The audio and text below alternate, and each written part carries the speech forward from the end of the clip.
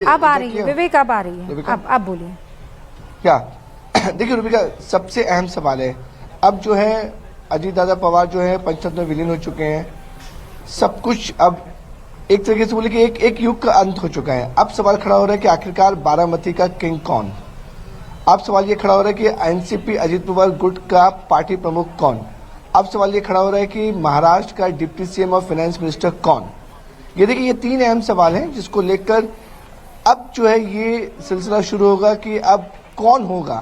क्योंकि देखिए बारामती की जनता ने तो साफ तौर पर कहते कि अजीत दादा पवार जैसा ना कोई है, ना कोई हो, ना कोई होगा और ना कोई बन सकता है। तो ये क्लियर कट है।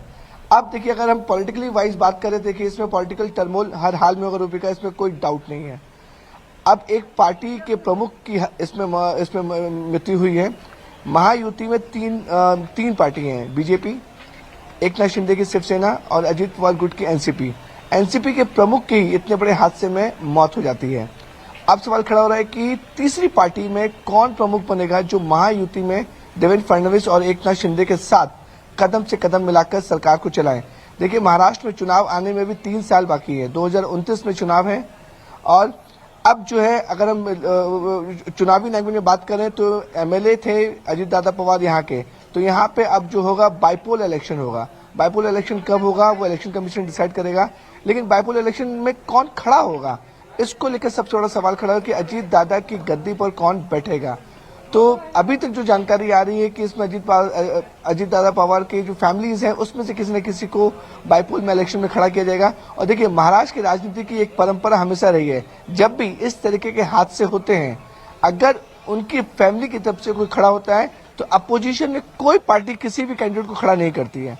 ये मान के चलिए रूबिका कि ये एक परंपरा है और इस परंपरा को ऑलमोस्ट सभी पार्टियां, सभी नेता, चाहे वो टॉप मोस्ट लीडर्स हो, सभी लोग फॉलो करते हैं। क्योंकि अजीत दादा पवार की विमान हादसे में मौत हुई है। अगर बाइपोल होते हैं, और बाइपोल होगा भी नियम कानून के हिसाब से, बाइपोल्स में अगर अजीत दादा पवार के बेटे खड़े होते हैं या फिर कोई और दूसरा खड़ा होता है तो अपोजिशन में ये मान के चलिए महाराष्ट्र की राजनीति की परंपरा में अगेंस्ट में कोई खड़ा नहीं होगा। तो वो है अपने आप तो अभी भी हम विवेक चर्चा कर रहे थे, यहाँ की बारामती करेंगे। ये चर्चा तो हम कर ही रहे थे कि अब मतलब महाराष्ट्र की राजनीति थोड़ी सी अलहदा है, खासकर जब मनभेद वाला मामला चलता है। तो मतभेद होते हैं लेकिन कभी भी मनभेद नहीं होता है, यारी दोस्ती, मतलब इतना कि भाई भाई से मिलता है। शिवसेना जब टूटी तो दोनों भाई अलग नहीं हुए, पारिवारिक तौर पर एक ही रहे। पवार से जब उनके भतीजे रूठे या पार्टी टूटी तब भी एनसीपी भले ही टूटी, परिवार कभी नहीं टूटा।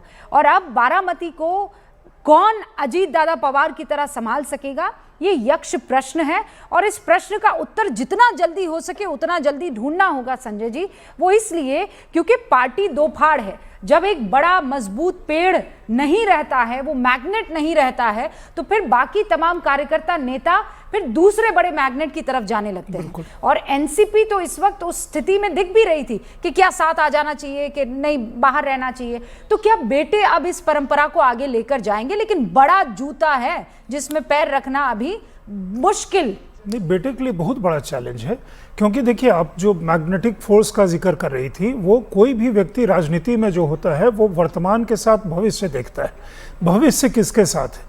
तो इस समय उनके बेटे आगे आएंगे, उनके लिए बहुत बड़ा चैलेंज है। शरद पवार साहब वहाँ बैठे हुए इस प्रश्न पे काफ़ी गंभीरता से सोच रहे होंगे।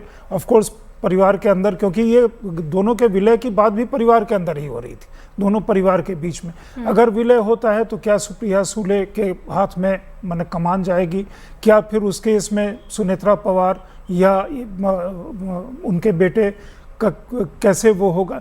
तो ये तमाम सवाल हैं जो आज यहाँ से घटना के बाद जब लोग जाएंगे। मजबूती से संजय जी सुनेत्रा पवार ने अपने आप को कंपोज करके रखा है और जिस दृढ़ता के साथ वो दिखाई दे रही हैं, इसमें कोई दो राय नहीं है।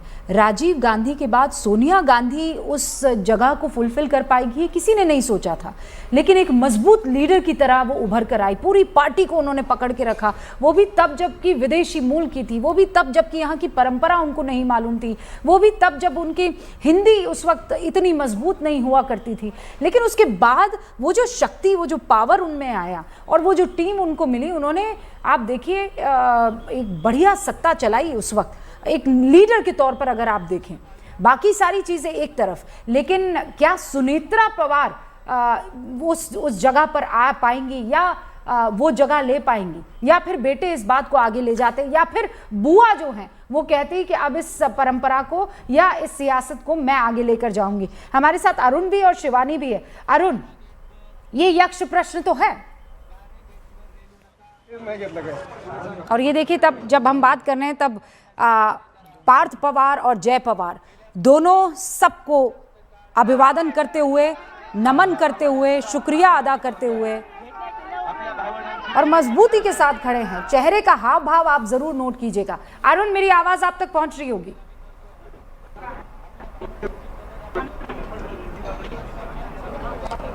अरुण, नेटवर्क इशू है। शिवानी,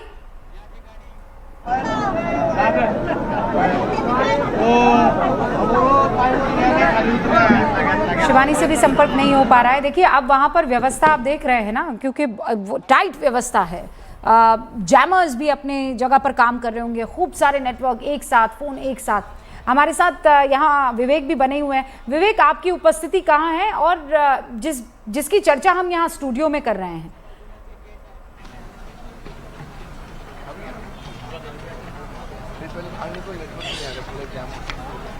विवेक, मेरी आवाज आप तक पहुंच रही है?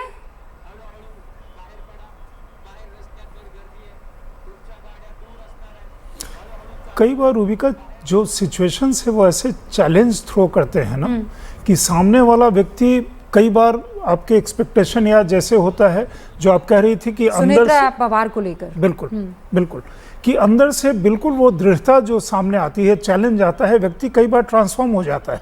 कल और आज में बहुत बड़ा एक फ़र्क हो जाता है। उस फ़र्क को नाप करके, और ये संभव है कि सुनेत्रा पवार उस दहलीज, वो जो फ़र्क है उसको पार करके आगे आ जाए।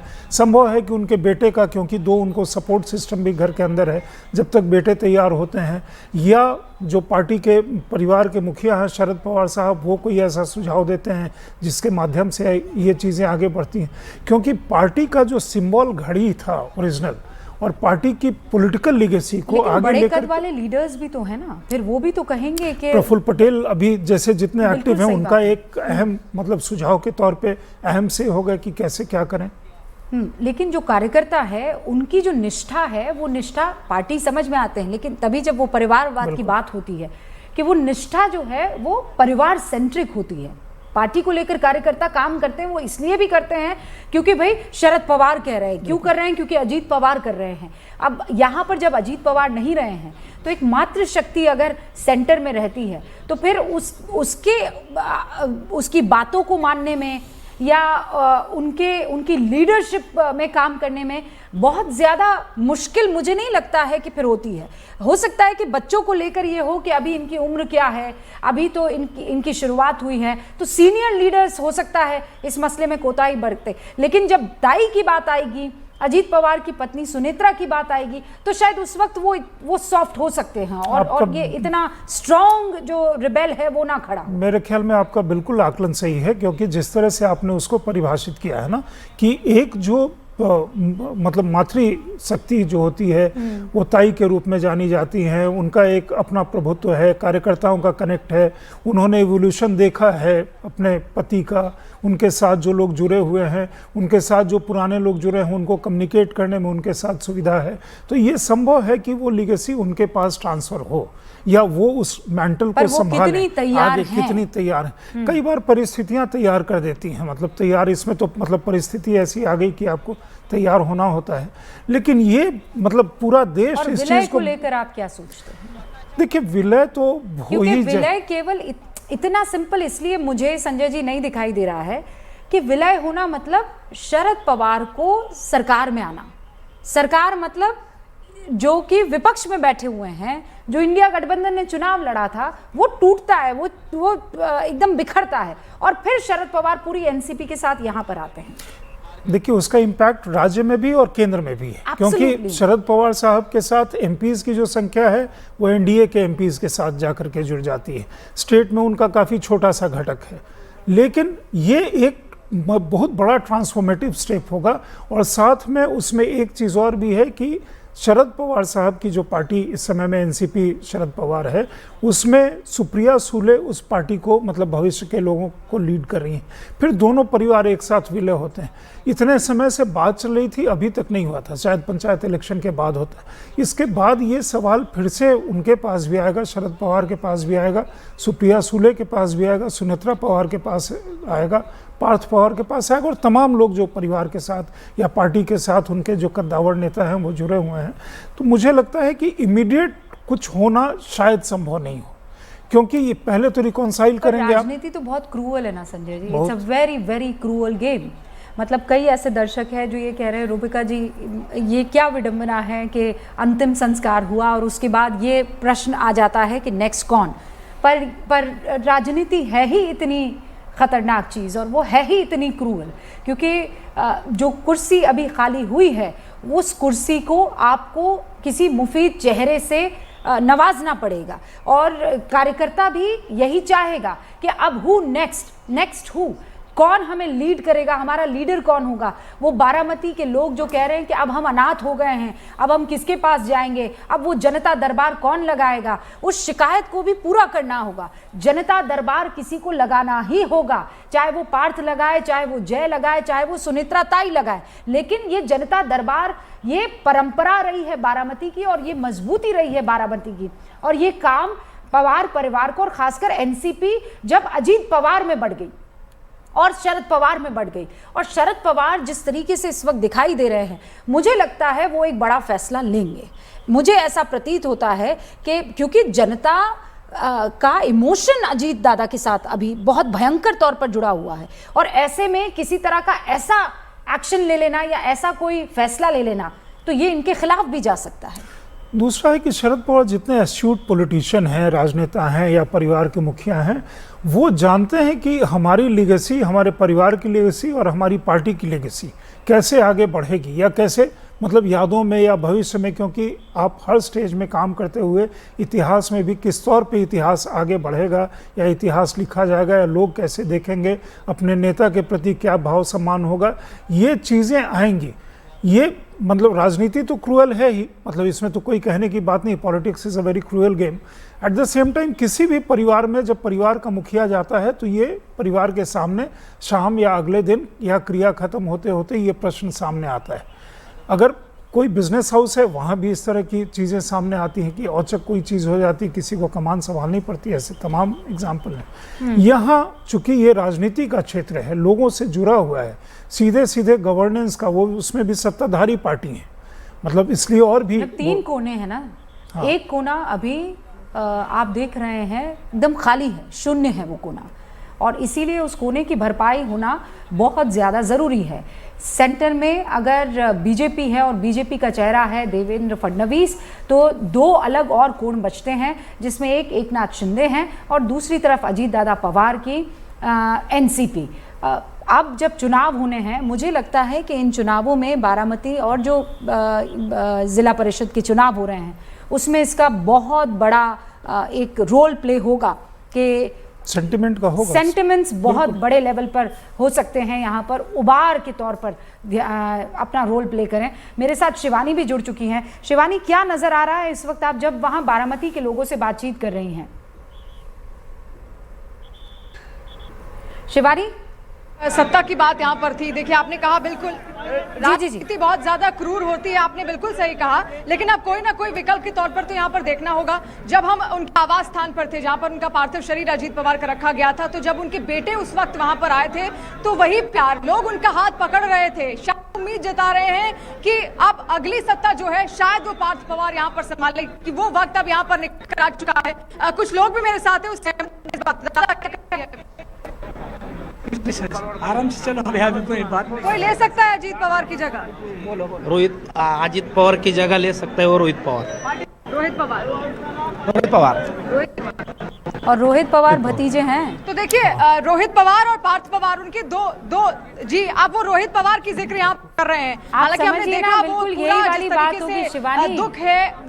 शरद पवार की बेटी चलिए लोकसभा से है, लेकिन उनके भतीजे का एक बड़ा रुतबा था। अब यही चीज यहां पर दिख रही है कि रोहित पवार जो हैं उनका नाम लोग लेते हुए नजर आ रहे हैं। जो कि भतीजे हैं अजीत पवार के।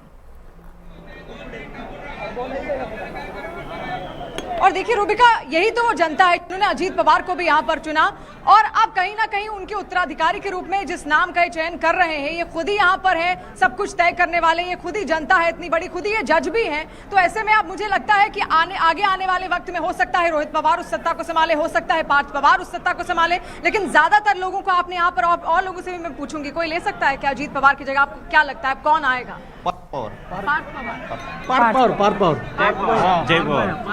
ऐसा क्यों? पार्थ पवार क्यों? जय पवार। जय पवार। पार्थ पवार, लेकिन क्यों पार्थ पवार? वो छवि अजित दादा की छवि उसमें दिखती है हमको, मेरा सेम है उनका, पार्थ पवार। लेकिन जो ज्यादा लगता था लोगों का, हर 15 दिन में वो लगाते थे, क्या उम्मीद आप लोग?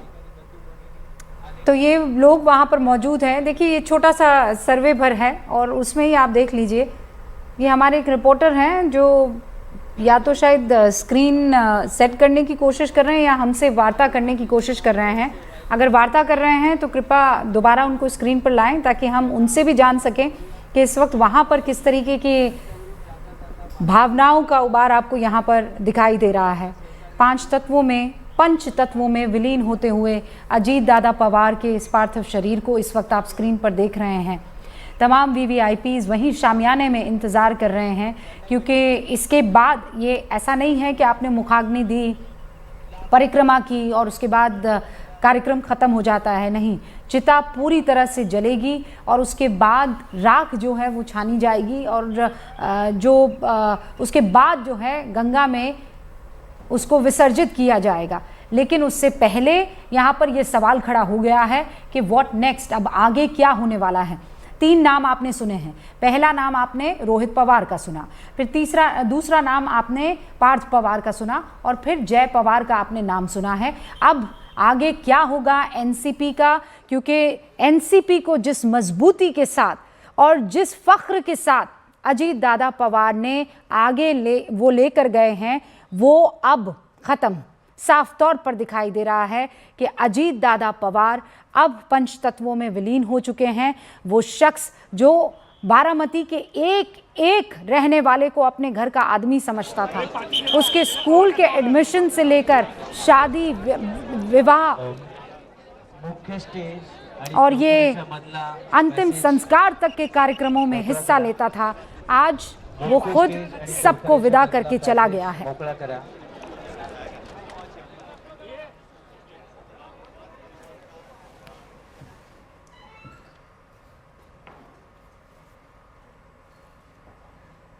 और सुबह से ही आपको बता दें, मेरे तमाम सहयोगी शिवानी, विवेक, अरुण, आनंद, ये सब के सब ग्राउंड ज़ीरो से जुड़े हुए थे, हर खबर हम तक पहुंचा रहे थे। संजय जी, आपका भी बहुत बहुत शुक्रिया, हमारे साथ सुबह से लगे रहे हैं। हम यही दुआ करते हैं और यही प्रार्थना करते हैं कि अजीत दादा की आत्मा को प्रभु शांति दे और श्री चरणों में स्थान प्रदान करें। लेकिन उसके बाद भी किस तरीके का वहाँ पर माहौल है आप तक पहुँचाते रहेंगे, यह हमारा वादा है।